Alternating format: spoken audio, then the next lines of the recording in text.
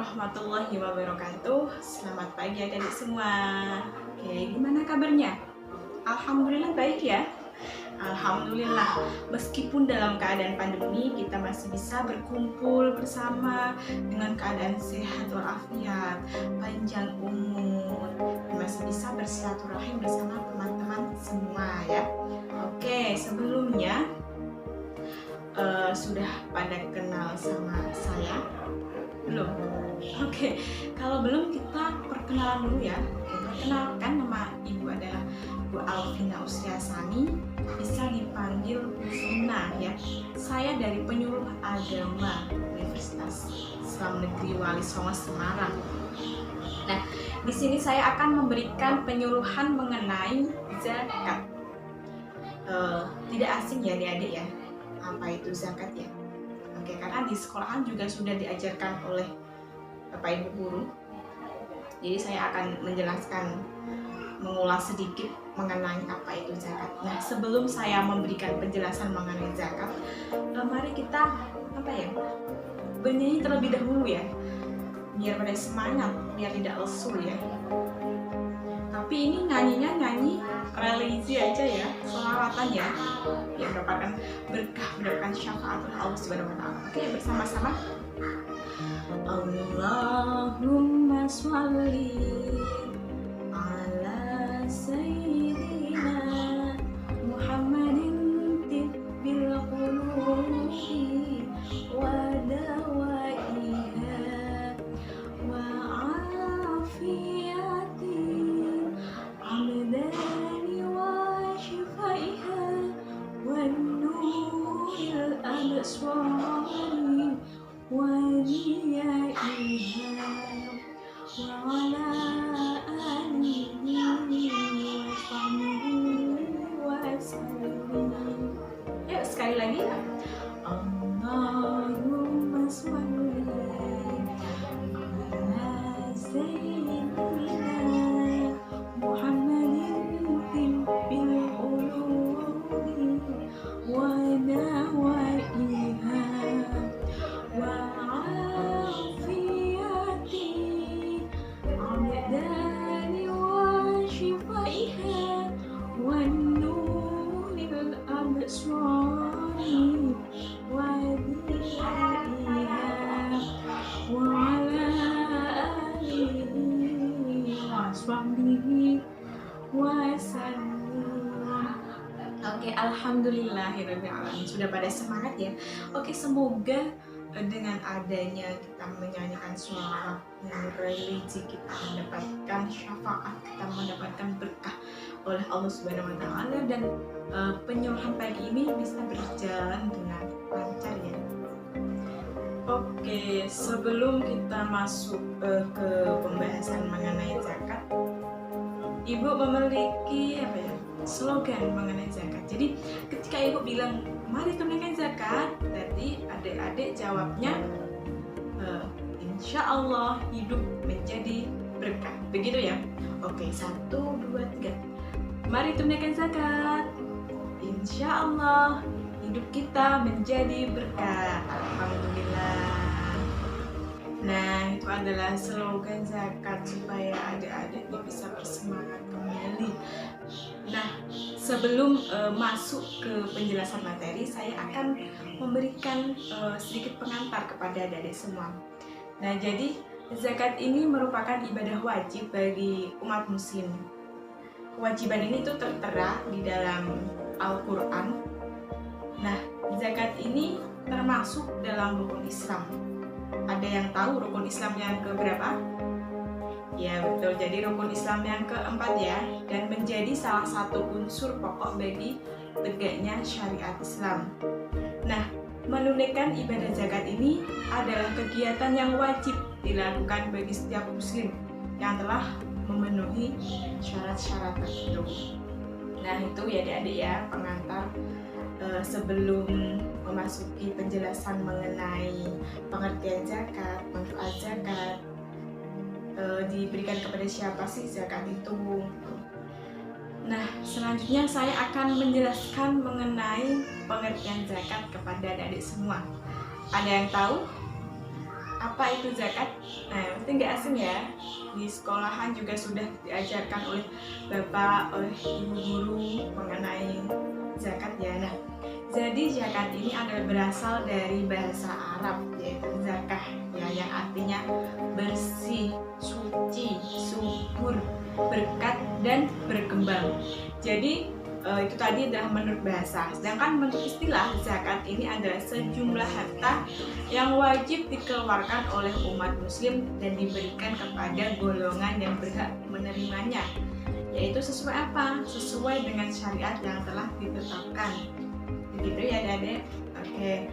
Jadi pengertian zakat ini tuh tertera di dalam Al-Qur'an, yaitu Quran surah Al-Baqarah ayat 43 yang berbunyi A'udzubillahi minasyaitonirrajim. Bismillahirrahmanirrahim. Wa aqimus sholata wa atuz zakata warka'u ma'ar raki'in.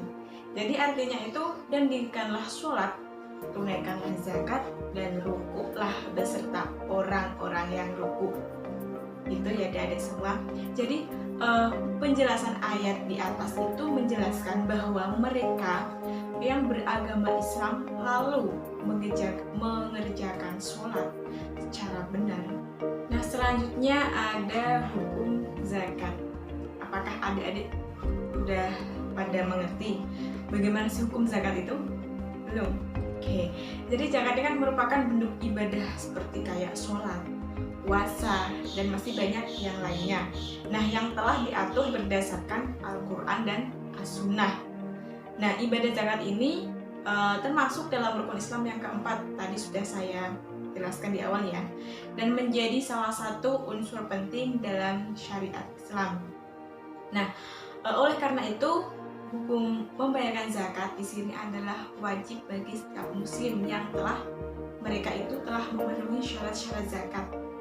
Nah, selain ibadah wajib, zakat ini juga merupakan kegiatan amal sosial kemasyarakatan dan kemanusiaan yang dapat berkembang sesuai dengan perkembangan umat manusia. Jadi di sini ada beberapa syarat wajib zakat ya adik-adik. Jadi yang pertama di sini yaitu ada harus beragama Islam. Nah, zakat ini hanya diberikan atau dikenakan kepada orang-orang yang beragama Islam. Terus yang kedua yaitu ada berakal dan balik. Jadi dimiliki secara sempurna harta yang akan dizakatkan. Nah, ini merupakan harus milik sendiri di tangan individu dan tidak berkaitan dengan hak orang lain, atau harta tersebut itu disalurkan atas pilihannya sendiri. Begitu ya adik-adik semua. Terus yang ketiga ada mencapai nisab. Jadi nisab ini adalah batasan antara apakah kekayaan itu wajib dizakatkan atau tidak. Jadi harta yang dimiliki seseorang ini tuh telah mencapai nisab, maka kekayaan tersebut ini wajib dizakatkan. Begitu ya adik-adik semua, sudah paham ya mengenai syarat-syarat zakat ya. Nah, di sini juga ada keutamaan menunaikan ibadah zakat atau manfaat ketika seseorang menjalankan kewajiban zakat. Apakah ada yang tahu apa saja manfaatnya adik-adik? Belum? Oke, kalau belum saya jelaskan. Jadi mereka yang membayarkan zakat senantiasa bisa merasakan kebahagiaan di dunia dan juga di akhirat kelak.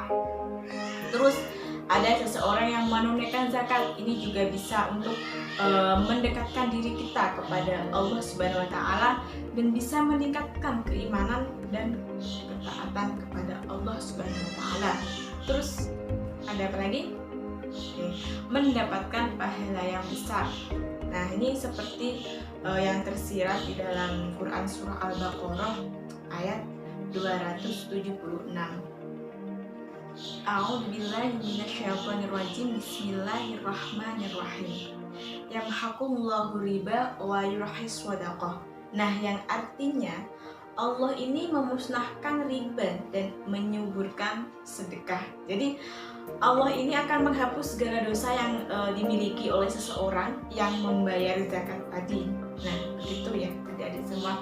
Jadi seseorang yang menunaikan ibadah zakat ini senantiasa diberikan petunjuk dan diberikan hidayah dalam segala urusannya.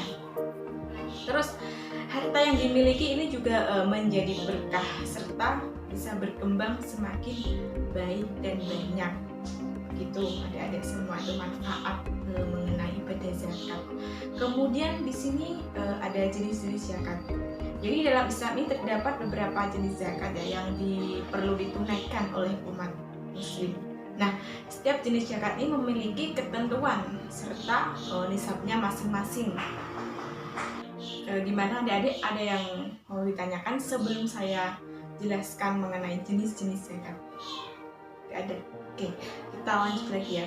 Jadi jenis-jenis zakat. Nah, di dalam Islam terdapat beberapa jenis zakat yang perlu ditunaikan oleh umat muslim. Nah, setiap jenis zakat ini memiliki ketentuan serta nisabnya masing-masing. Nah, terdapat dua jenis zakat, yakni yang pertama ada zakat fitrah dan yang kedua ada zakat mal atau bisa disebut dengan zakat harta. Ada yang tahu apa itu zakat fitrah adik-adik semua? Belum? Oke, lupa mungkin ya. Oke, saya jelaskan ya. Jadi zakat fitrah ini adalah jenis zakat yang wajib dikeluarkan setiap muslim menjelang Idul Fitri pada bulan suci Ramadan. Jadi masing-masing orang ini tuh diwajibkan untuk menunaikan zakat fitrah setara dengan 2,5 kg beras atau makanan pokok. Jadi juga bisa diganti dengan uang senilai besaran beras tersebut atau makanan pokok. Jadi uang zakat tersebut bisa kita berikan kepada lembaga-lembaga penyalur zakat atau kemudian lembaga tersebut yang akan memberikan zakat berbentuk beras kepada mustahik zakat. Selain itu dirinya sendiri juga boleh, seseorang juga diwajibkan membayarkan zakat fitrah untuk semua orang yang berada di dalam tanggungannya. Nah, terus yang kedua ada zakat apa tadi? Ya, zakat mal atau zakat harta. Nah, jadi jenis zakat harta ini itu merupakan zakat yang mencakup hasil perniagaan, terus pertanian, pertambangan, hasil laut, hasil ternak, dan masih banyak yang lainnya. Jadi jenis zakat harta ini ada beberapa. Yang pertama tadi ada harta perniagaan. Nah, zakat itu merupakan harta yang digunakan untuk keperluan jual beli, baik berupa barang seperti kayak alat-alat, makanan, pakaian, dan masih banyak lain. Jadi nisab hasil perniagaan dihitung sesuai dengan zakat emas, yaitu apabila setara dengan 85 gram emas. Terus ada hasil pertanian. Jadi jenis zakat dari hasil pertanian dan perkebunan ini juga wajib untuk dizakatkan. Nah, nisab dari harta pertanian adalah 5 wasfaq atau setara dengan 653 kg. Sementara itu, waktu pembayaran zakat hasil pertanian tersebut ini adalah setiap panen ya. Terus ada apa lagi tadi adik-adik? Oke, ya. Ada hasil ternak. Nah, ini wajib bagi seseorang yang memiliki binatang ternak untuk mengeluarkan zakat apabila telah mencapai nisab atau haulnya, gitu ya. Jadi hewan ternak ini bisa berupa unta, sapi, kerbau. Nah, untuk nisab unta ini ada 5 ekor, sapi atau kerbau ini bisa 5 ekor, dan sementara kambing atau domba ini nisabnya 40 ekor. Kemudian ada harta emas dan perak.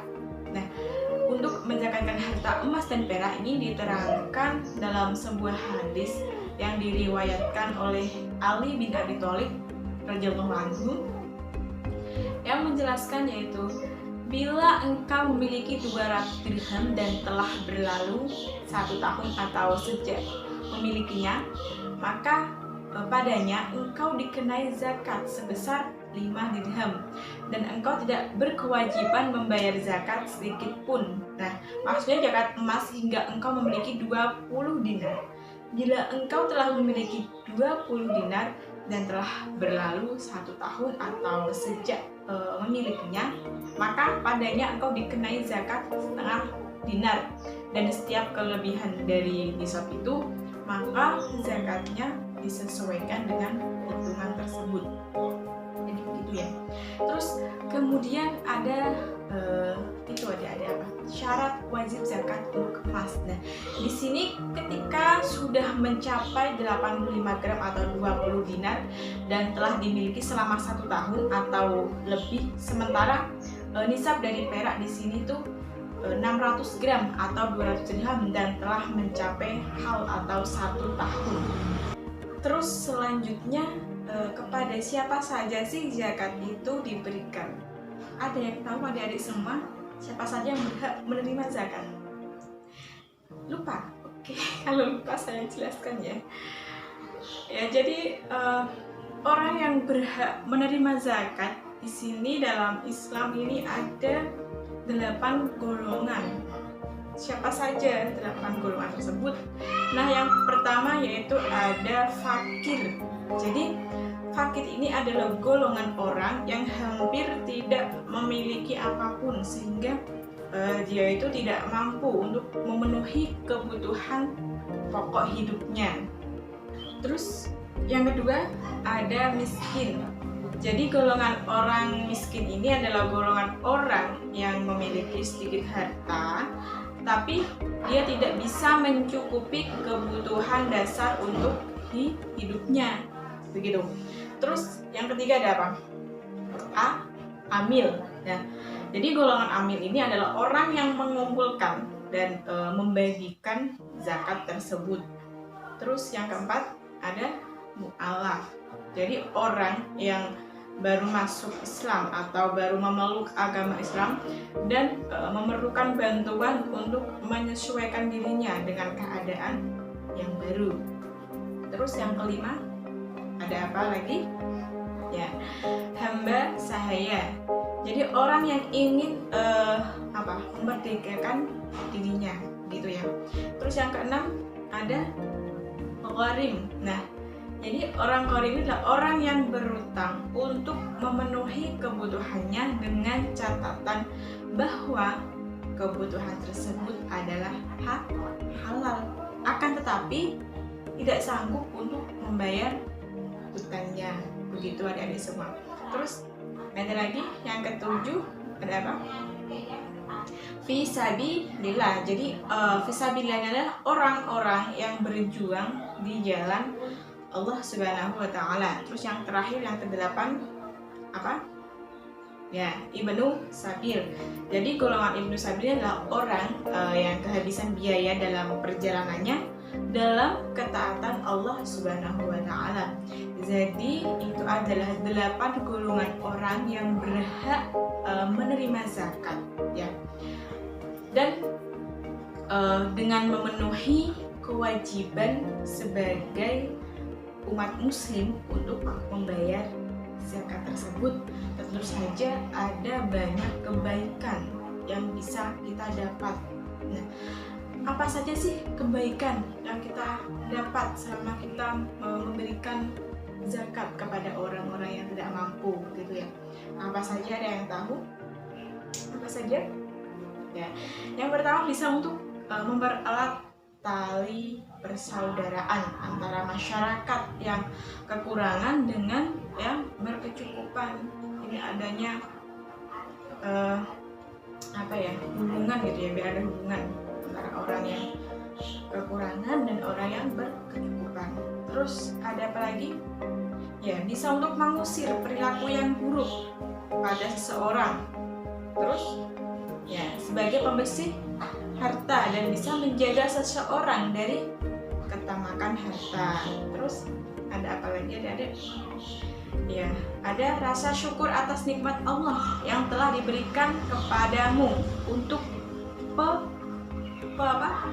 pengembangan potensi bagi umat Islam. Terus bisa untuk memberi dukungan moral bagi orang yang baru masuk agama Islam.